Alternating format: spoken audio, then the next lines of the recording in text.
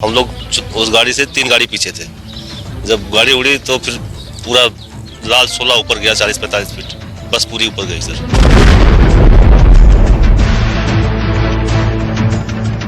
आंखों से देखा, मतलब बस जो है बहुत ऊपर तक गई और उसमें जितने बार जवान थे वो सारे ऑन स्पॉट डेथ हो गए।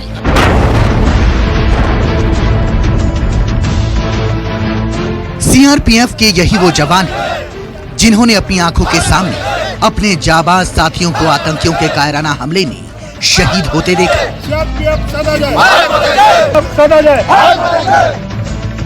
पुलवामा के चश्मदीदों में जवान सुरेंद्र यादव भी शामिल हैं, जो उसी बस में सवार थे जिस पर हमला हुआ था।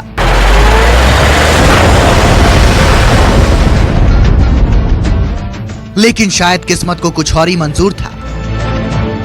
हमले से कुछ देर पहले सुरेंद्र यादव उस बस से उतरकर दूसरी बस में बैठ गए थे, जहां उनके कुछ साथी मौजूद थे। साथी चले, इसलिए मैं उन्हीं के साथ बैठा रहा। हमले के बाद सुरेंद्र यादव का नाम भी शहीदों की लिस्ट में आ गया था, लेकिन बाद में पता चला कि सुरेंद्र सही सलामत है। न्यूज़ 24 पर सुरेंद्र ने बताया कैसे बस पर हुआ था हमला। हमारे साथ ये सुरेंद्र यादव यहाँ पर है। ये मैं आपको बता दूं वही जवान है सीआरपीएफ के जो उस बस में मौजूद थे। इनकी जान कैसे बची खुद इन्हीं से जानते हैं। यादव जी बताइए, कहाँ थे आप उस समय, क्योंकि उसी बस में वो ब्लास्ट हुआ, आपकी जान कैसे बच गई? हमारी जान सर, हमारे बटालियन की बस थी, तो हम जब काजीकुंड आए तो हम उस बस में बैठ गए। हमारे आदमी थे, वो हम लोगों को बुला लिए। हम छुट्टी काट के आ रहे थे सर, जम्मू में हमें 2 बसों का नंबर मिल गया था, तो मैं पहली वाली बस में बैठ गया जाके। फिर पता चला कि नहीं तुम्हारा उसमें नंबर है दूसरी वाली में, तो मैं सामान रख दिया था। तो मेरे दोस्त बोले कि अब इसी में बैठे रहो, तुम इसी में चलो, उसमें मत जाओ। तो उसी में बैठा रह गया मैं। आपका नाम एकदम से लिस्ट में आ गया था, जो शहीदों की लिस्ट है, आपका भी उसमें नाम? हाँ, उसमें आ गया था मेरा, उसी बस में नाम था, इसीलिए उस लिस्ट में आ गया मेरा। जम्मू से श्रीनगर लौटने वाले गाड़ियों के काफिले में 78 गाड़ियां थी। इन गाड़ियों में छुट्टियां बिताकर लौट रहे जवान सवार थे। इसी काफिले के दूसरे जवानों ने बताया कैसे उन्होंने धमाके को महसूस किया। मंजर तो बहुत ही दर्दनाक था, पूरी गाड़ी उड़ गई सर। हम लोग उस गाड़ी से 3 गाड़ी पीछे थे। जब गाड़ी उड़ी तो फिर पूरा लाल 16 ऊपर गया, 40-45 फीट, बस पूरी ऊपर गई सर। उसके बाद हम लोग अपनी जगह पकड़ के पोजीशन, सारे लोग पोजीशन में हो गए। 10-15-20-25 मिनट तक पोजीशन में ही रहे। उसके बाद कमांडर द्वारा मिली कि आप लोग यहाँ से दूसरे स्थान पे, सेवा स्थान पे शिफ्ट हो जाइए। हम लोग अपने वहाँ से जाके अवंतीपुरा में 130 बटालियन में शिफ्ट हो गए हम लोग जाके। तो वहाँ जो घायल था, जिसको चोट लगी थी, उनका इलाज हुआ सर। फिर वहाँ से हम लोग को मार्च कर दिया गया करवाई ग्राउंड के लिए। तो क्या जो धमाका हुआ उसके बाद कुछ फायरिंग भी हुई, क्योंकि कहा जा रहा है कि धमाके के साथ मिलिटेंट शायद वहाँ पे मौजूद थे, उन्होंने फायर किया, ग्रेनेड फेंका? नहीं सर, फायरिंग की तो आवाज़ आई थी सर। फायरिंग हुआ था, 5-7 मिनट फायरिंग हुआ था। 2019 की 14 फरवरी की शाम करीब 3 बजे सब कुछ सामान्य था। जवान जम्मू से श्रीनगर आतंकियों से लोहा लेने के लिए जा रहे थे। इसी बीच एक एसयूवी गाड़ी आती है और काफिले में घुसकर एक बस को टारगेट कर देती है।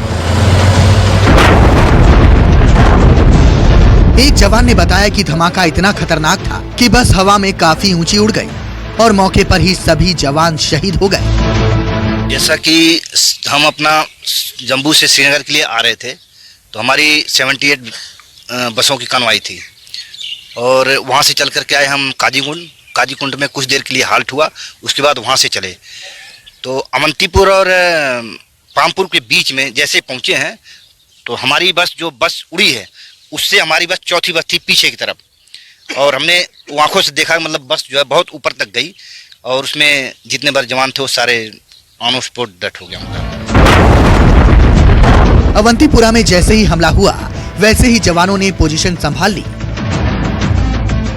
लेकिन हमला ऐसा था कि जब तक पोजीशन ली गई तब तक देर हो चुकी थी। लेकिन कहते हैं कि हमारे जवानों के हौसले और जुनून को आतंकियों के कायराना हमले डिगा नहीं पाए।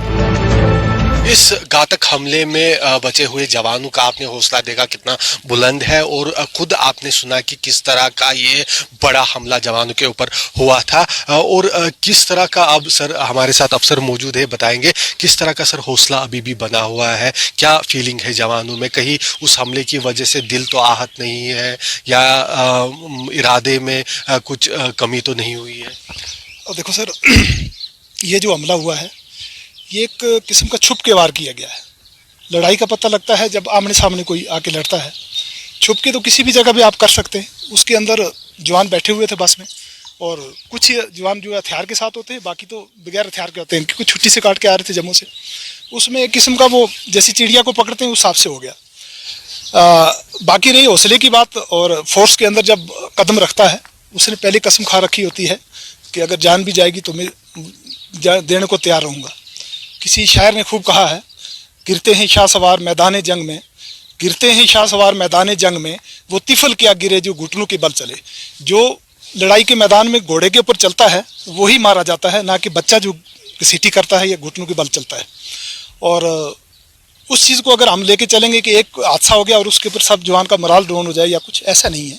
हमारी फोर्स बहुत बड़ी है और बहुत बड़े देश की फोर्स है। सीआरपीएफ सदा जय, सीआरपीएफ सदा जय, सीआरपीएफ सदा जय, सीआरपीएफ सदा जय। जवानों का यही वो जज्बा है जिनके खौफ से आतंकी सामने से हमला नहीं करते। हमारे जवान अब भी तैयार हैं। पुलवामा हमले उनके हौसलों को जरा भी हिला नहीं पाई है। शहीदों की चिताओं पर लगेंगे हर बरस मेले, वतन पर मिटने वालों का यही बाकी निशा होगा। सीआरपीएफ पर अवंतीपुरा में चाहे कितना ही बड़ा हमला न हुआ हो, लेकिन इन सीआरपीएफ जवानों के हौसले आज भी उसी तरह से बुलंद हैं। ये अपने दोस्तों और अपने साथियों को खोने के बावजूद यहाँ आज भी दिन रात उसी तरह से देश की सेवा कर सुरक्षा में तैनात रहते हैं। जवान आतंकियों से लोहा लेने के लिए तैयार है। हमले के बाद सुरक्षा और कड़ी कर दी गई है। चप्पे चप्पे पर जवान तैनात हैं, जो आतंकियों के किसी भी मंसूबे को नाकाम कर सकते हैं। अवंतीपुरा में सीआरपीएफ पर हुए घातक सुसाइडल हमले में जहां एक तरफ कई सीआरपीएफ के जवान शहीद हो गए, तो वही दूसरी ओर ज्यादातर सीआरपीएफ जवान जो उस कॉन्वॉय में मौजूद थे वो सही सलामत है। और अब जो है उनकी सोच क्या है, वो किस तरह से अभी भी अपने दोस्तों को जो उस घटना में, उस दुखदायक हमले में शहीद हो गए, उनके बारे में क्या सोचते हैं और क्या कहना है उनका, उस सब पे हमारे साथ बात करने यहाँ पे है 45 बटालियन के commanding officer Iqbal Ahmed. Sir, सबसे पहले आपसे ये सवाल पूछूंगा कि जब आपको इस घटना के बारे में पता चला, आपके 40 के करीब लोग उस कॉन्वॉय का हिस्सा थे, तो क्या आपके मन में आया और कैसे रिएक्ट किया आपने? जैसे ही पता चला वैसे हमने फौरन अपने कंट्रोल को बताया कि पता करो भाई ये किस गाड़ी पे हमला हुआ है, क्या हुआ है। तो कंट्रोल ने बताया कि सर एक गाड़ी पे हमला हुआ है, लेकिन वो गाड़ी 76 बटालियन की थी, लेकिन उसमें काफ़ी लोग ट्रेवल कर रहे थे। तो फिर हमने अपने बंदों को लगाया वहाँ पे कि आप लोग पता करके बताओ। तो बाद में ये पता चला कि उसमें से 5 लोग हमारे उस गाड़ी में सफ़र कर रहे थे, और गाड़ी की हालत देखते हुए फिर ये नहीं लगा कि उसमें से कोई सर्वाइवल था। उसके बाद बड़ा अफसोस हुआ। फिर हमने जो भी उसमें अपने एक अफसर को भेजा वहाँ पे, हमने कहा फ़ौरन जाओ वहाँ से, देखो क्या पोजीशन है। जाने के बाद वहाँ से डेड बॉडीज़ वगैरह निकाली गई। उसके बाद उसमें से 5 में से बाद में पता चला कि एक जो बंदा है उनसे हमने जब कांटेक्ट करने की, एक बंदे से कांटेक्ट करने की कोशिश की। ऐसा तो नहीं कि गाड़ी कई बार होता है कि हम डिटेल कर देते हैं, लेकिन उसमें से वो बंदा नहीं बैठता है। तो उसमें से एक जो हमारा जवान था वो दूसरी गाड़ी में बैठ गया था, जिससे वो सर्वाइव हो गया। बाकी 4 बंदे हमारे शहीद हो गए। जी बिल्कुल, काफ़ी सारे जो आपके 35 से भी ज़्यादा जवान थे वो इसमें बच गए इस हमले में। तो क्या आपने फिर अपने जवानों से बात की जब आपके पास पहुंचे, क्या कहना था उनका और कैसे आपने उन्हें दिलासा दिया और कैसे उनके इरादे आज भी वैसे ही मजबूत हैं जैसे पहले थे?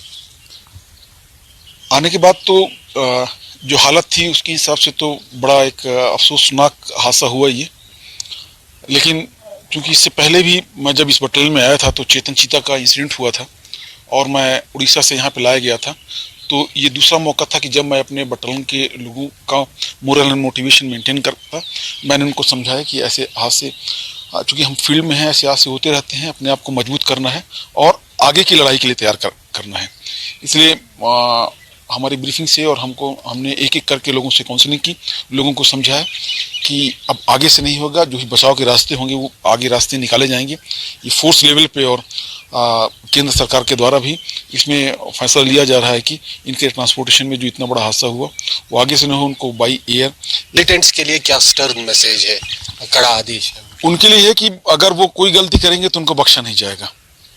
बिल्कुल, ये जो है हमारे साथ 45 बटालियन के CO commanding officer Iqbal Ahmed है, वही अफसर है जिनके साथ चेतन चेता जैसे शेर ने यहाँ पर काम किया है और मिलिटेंटों के साथ कई बड़े मुकाबले किए हैं। इनका कहना है कि आज भी वो लोग तैयार है किसी भी तरह से हमले के निपटने के लिए। कैमरामैन मुजम्मिल रशीद के साथ आसिफ साहब, न्यूज़ 24।